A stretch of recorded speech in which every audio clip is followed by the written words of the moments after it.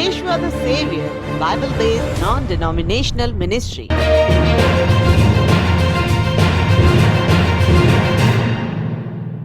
सभी मसीही भाई बहनों को यीशु के नाम में शालोम, प्रेज द लॉर्ड, जय मसीह की। यीशु द सेवियर मिनिस्ट्री और मैं प्रभु यीशु मसीह में आपका भाई जेम्स, आप सभी का एक बार फिर से बहुत बहुत स्वागत और परमेश्वर का धन्यवाद करते हैं। मेरे प्यारे भाई बहनों, आज का विषय बहुत ही महत्वपूर्ण है। आज का विषय है, गिरने वाला है वो पत्थर जो अपने विरोधियों को पीस डालेगा। मेरे प्यारे भाई बहनों, मत्ती रचित सुसमाचार उसका 21वां अध्याय उसके 44वें वचन में हम पढ़ते हैं, प्रभु यीशु मसीह कहते हैं कि जो इस पत्थर पर गिरेगा वह चकनाचूर हो जाएगा और जो पत्थर उस पर गिरेगा तो वह उसको पीस डालेगा। उससे पहले प्रभु यीशु मसीह 42वें वचन में कहते हैं कि जिस पत्थर को राज मिस्त्रियों ने निकम्मा ठहराया वही कोने के सिरे का पत्थर हो गया। तो मेरे प्यारे भाई बहनों, वहां पर हम देखते हैं कि प्रभु यीशु मसीह उन शास्त्रियों और फरीसियों को संबोधित कर रहे हैं, महायाजक को संबोधित कर रहे हैं और उनको लेकर के ही प्रभु ये कहते हैं कि जिस पत्थर को आज वो निकम्मा ठहरा रहे हैं वो ही कोने के सिरे का पत्थर हो जाएगा। और ये पत्थर क्या होता है मेरे प्यारे भाई बहनों, आप में से बहुत सारे भाई बहन जानते होंगे, कोने के सिरे का पत्थर जो होता है वो एल शेप में होता है। आप इस फोटो में देख सकते हैं और वो ऐसा पत्थर होता है जो दोनों दीवारों को जोड़ देता है, दोनों दीवारों को आपस में बांध देता है। और प्रभु यीशु मसीह भी हमारा मेल कराने वाला है। परमेश्वर के द्वारा उसने हमारा मेल कराया है। उसने अपने बलिदान के द्वारा अपने आप को एक ऐसा कोने के सिरे का पत्थर बना लिया है जिससे हम परमेश्वर का भवन बनते हैं और हमारा रिश्ता परमेश्वर से जुड़ जाता है, जैसे ये पत्थर एक दीवार को दूसरी दीवार से जोड़ देता है। मेरे प्यारे भाई बहनों, प्रभु यीशु मसीह कहते हैं कि जो इस पत्थर पर गिरेगा वह चकनाचूर हो जाएगा और यह पत्थर जिस पर गिरेगा वह उसे पीस डालेगा। तो मेरे प्यारे भाई बहनों, जो कोई उस पर गिरेगा मतलब जो उसका विरोध करेगा या उसका इनकार करेगा वो चकनाचूर हो जाएगा, यानी कि वो दोषी ठहराया जाएगा। जब हम यूहन्ना रचित सुसमाचार उसके 3वें अध्याय उसके 18वें वचन में पढ़ते हैं तो वहां लिखा है कि जो लोग प्रभु यीशु मसीह पर विश्वास करते हैं उन पर दंड की आज्ञा नहीं है, लेकिन जो कोई उस पर विश्वास नहीं करता, जो कोई इस पर विश्वास नहीं करता वो दोषी ठहराया जा चुका है। तो मेरे प्यारे भाई बहनों, जो कोई इस पत्थर यानी प्रभु यीशु मसीह पर विश्वास करेगा तो उसके लिए वो कोने के सिरे का पत्थर हो जाएगा और जो कोई इस पर विश्वास नहीं करेगा तो वही प्रभु यीशु मसीह पत्थर उसके लिए ठोकर का, ठेस का कारण बन जाएगा, जैसा कि हम पतरस की पहली पत्री उसके 2 अध्याय में पढ़ते हैं। पतरस की पहली पत्री उसका 2 अध्याय उसके 7वें और 8वें वचन में लिखा है, सो तुम्हारे लिए जो विश्वास करते हो वह बहुमूल्य है। वो प्रभु यीशु मसीह बहुमूल्य है, पर जो विश्वास नहीं करते उनके लिए जिस पत्थर को राजमिस्त्रियों ने निकम्मा ठहराया था वही कोने का सिरा हो गया और ठेस लगने का पत्थर और ठोकर खाने की चट्टान हो गया। तो मेरे प्यारे भाई बहनों, जो लोग उस पर विश्वास करते हैं वो लोग प्रभु पर विश्वास करने के द्वारा परमेश्वर से अपना मेल कराते हैं। 2 कुरिन्थियों 5वां अध्याय उसके 21वें वचन में पौलुस कहते हैं कि जो पाप से अज्ञात था यानी प्रभु यीशु मसीह उसी को यानी यीशु मसीह को उसने यानी परमेश्वर ने पाप ठहरा दिया ताकि उसमें यानी प्रभु यीशु मसीह में होकर हम परमेश्वर की धार्मिकता बन जाएं। तो मेरे प्यारे भाई बहनों, जो कोई इस पत्थर पर गिरेगा, जो कोई इस पर विश्वास नहीं करेगा वह चकनाचूर हो जाएगा और वो दोषी ठहराया जाएगा। और बहुत सारे स्कॉलर ये भी कहते हैं कि जो उस पर विश्वास करते हैं वो भी चकनाचूर हो जाते हैं, उनका घमंड चकनाचूर हो जाता है, वो दीन हो जाते हैं, वो हम्बल हो जाते हैं। खैर ये बात अलग है, लेकिन इसका मतलब यही है जो कोई प्रभु पर विश्वास नहीं करेगा, उसका इनकार कर देगा, वो दोषी ठहराया जा चुका है। और यहां आप प्रभु कहते हैं कि जब ये पत्थर किसी पर गिरेगा तो वह उसे पीस डालेगा। और यह बात प्रभु यीशु मसीह ने अपने द्वितीय आगमन के विषय में कही है। जब प्रभु यीशु मसीह लौट करके आएगा तो उसके विरोधियों को वो पीस डालेगा। इस बात को अच्छी तरह से समझने के लिए मेरे प्यारे भाई बहनों, हमें दानिएल भविष्यद्वक्ता की पुस्तक उसके 2 अध्याय को पढ़ना होगा। मेरे प्यारे भाई बहनों, वचनों को पढ़ने से पहले मैं आपको इस अध्याय की जो भूमिका है वो समझाना चाहूंगा। जैसा कि हम जानते हैं कि दानिएल भविष्यद्वक्ता राजा नबूकदनेस्सर के द्वारा फारस ले जाया गया बंधुआई में। जैसा कि हम जानते हैं यहूदा के देश को जब बंधुआई में लाया गया था तो बहुत सारे लोगों को राजा नबूकदनेस्सर बंधुआ बना करके ले गया था, उसमें से दानिएल भविष्यद्वक्ता भी एक थे। और उस वक्त जो राजा नबूकदनेस्सर था उसने एक बड़ा ही अजीब सपना देखा और उसका कोई अर्थ नहीं बता पाता था। और वो सपना इस प्रकार से था कि उसने एक बहुत बड़ी मूर्ति देखी। मेरे प्यारे भाई बहनों, आप यहां इस पीछे फोटो देख सकते हैं इस मूर्ति की।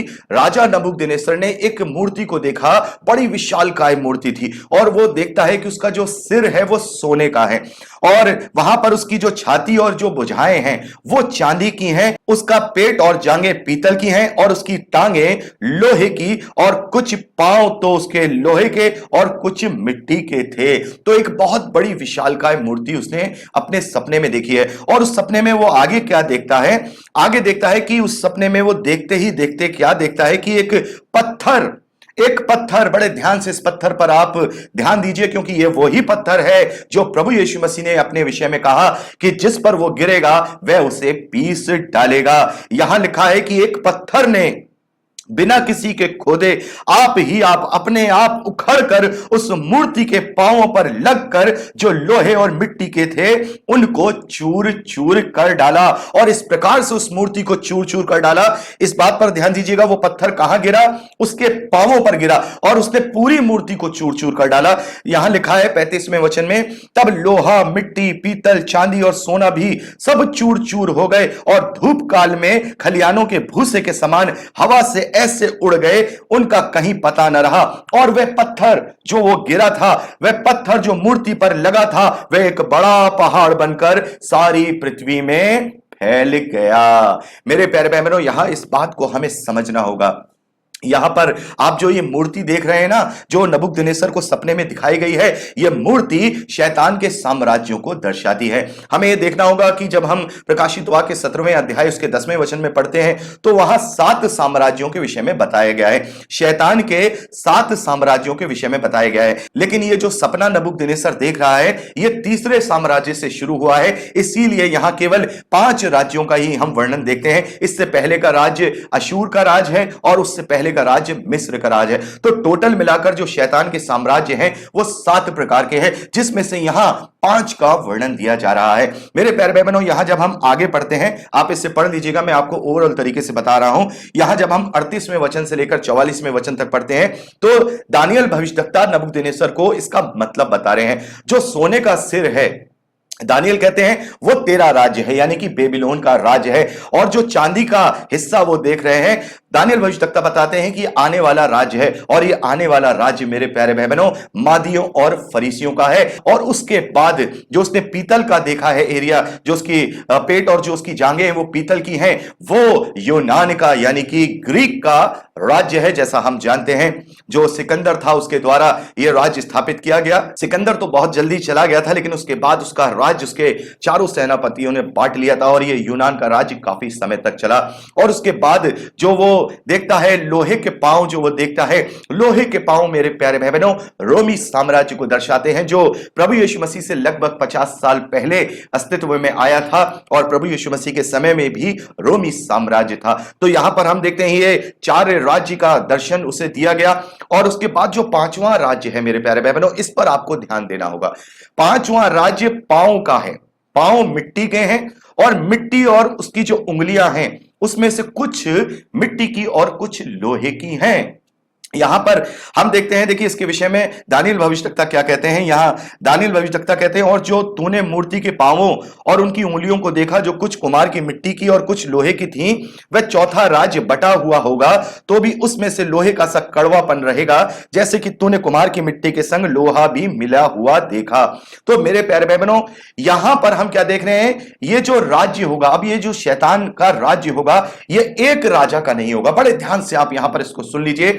शैतान ने समय समय पर प्रभु के लोगों के विरोध में साम्राज्य खड़े करे और वो साम्राज्य खत्म हो गए, लेकिन एक अंतिम राज्य जो इस मूर्ति के पांवों के रूप में दिखाया जा रहा है, यह राज्य एंटी क्राइस्ट का राज्य है। और एंटी क्राइस्ट का राज्य एक ऐसा राज्य होगा जिसे 10 बड़ी अलग अलग शक्तियां मिलकर के राजा बनाएंगी या फिर उसे अधिकार दे देंगी। मेरे प्यारे भाई बहनों, जब हम प्रकाशित वाक्य उसका 13वां अध्याय पढ़ते हैं तो वहां पर हम क्या देखते हैं, समुद्र में से एक पशु निकलता है और जिसके क्या है, 7 सिर हैं और 10 सींग हैं। 10 सींग हैं, बड़े ध्यान से 10 सींग हैं और उन 10 सींगों पर राज मुकुट हैं मेरे प्यारे भाई बहनों। और वहां जो हम उसका रूप देखते हैं ना, वह रूप दानियल भविष्यद्वक्ता की पुस्तक से जो वो 4 पशुओं के दर्शन हैं, हम 7वें 8वें अध्याय में पढ़ते हैं, 7वें अध्याय में, उससे बहुत मेल खाता है। और इन बातों को जब हम कंक्लूड करते हैं तो वहां पर हमें पता लगता है कि ये जो पांवों का राज्य दिखाया गया है, ये शैतान का राज्य यानी कि एंटी क्राइस्ट का राज है, जो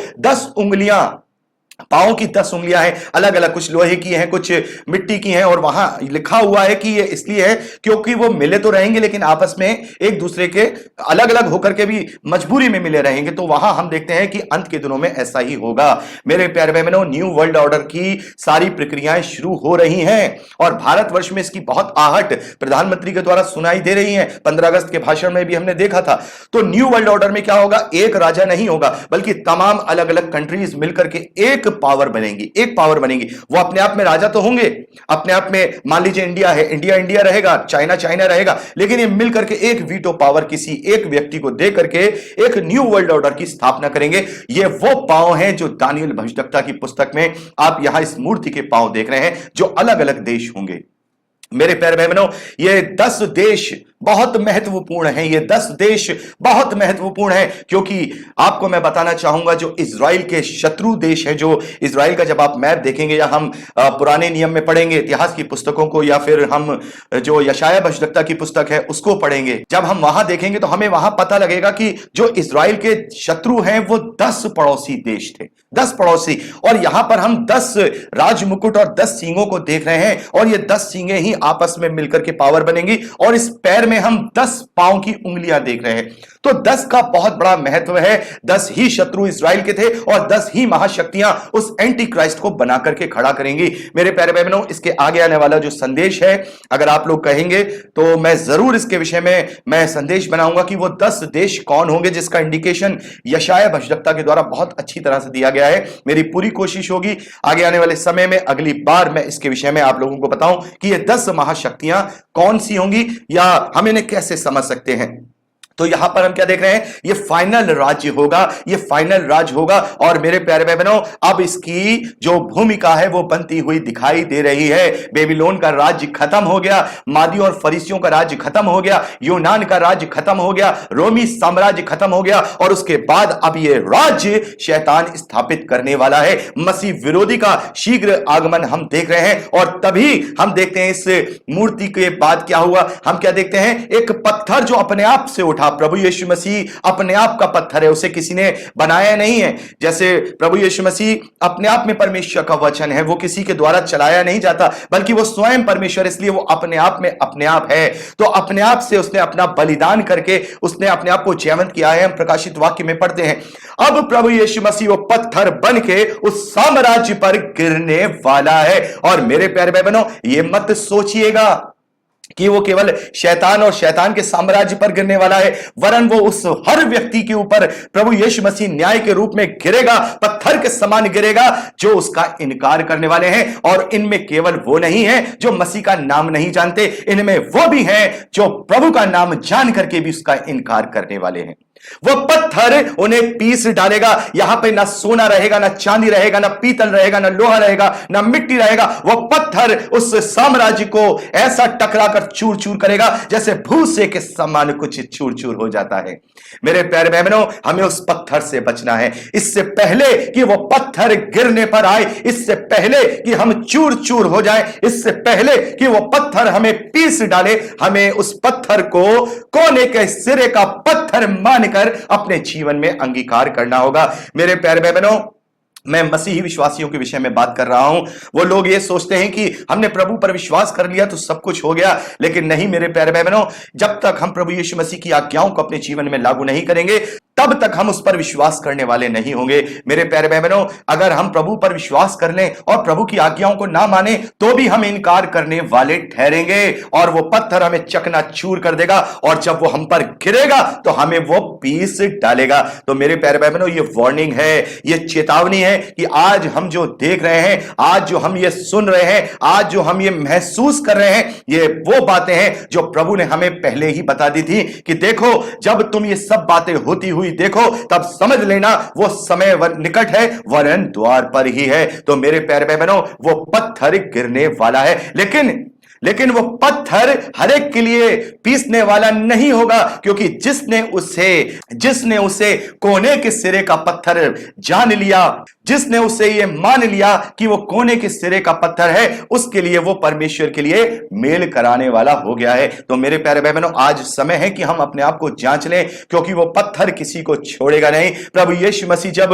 अपने आगमन में आया था तो वो दीन था, वो नम्र था, उसने लोगों की सहेली थी, उसने लोगों के पापों को अपने ऊपर ले लिया था, उसने बलिदान कर लिया था, उसने सबको क्षमा किया था। लेकिन अब जो वो आएगा तो वो बिना पाप उठाए आएगा। अब की बार वो अपने विरोधियों को नहीं बख्शेगा, अब की बार कोई अनुग्रह नहीं, अब की बार कोई कृपा नहीं, अब की बार कोई प्रेम नहीं, अब की बार केवल पीसना और नष्ट करना ही होगा, और उसके विरोधी बच नहीं पाएंगे। तो अब हम अंतिम युग के अंतिम दिनों में, अंतिम युग के अंत के दिनों में चल रहे हैं, और इस बात का हम ध्यान रखें, ना जाने कब वो पत्थर हम पर गिर पड़े और वो हमें पीस डाले। ये मत सोचिए कि हम मसीह विश्वासी हैं तो हमारा उद्धार हो गया। अपने आप को काटिए, अपने आप को छांटिए, अपने आप को जांचिए कि क्या हम सचमुच में प्रभु यीशु मसीह को कोने के सिरे का पत्थर समझ रहे हैं, या फिर वो पत्थर हमारे लिए ठेस का कारण बन जाएगा।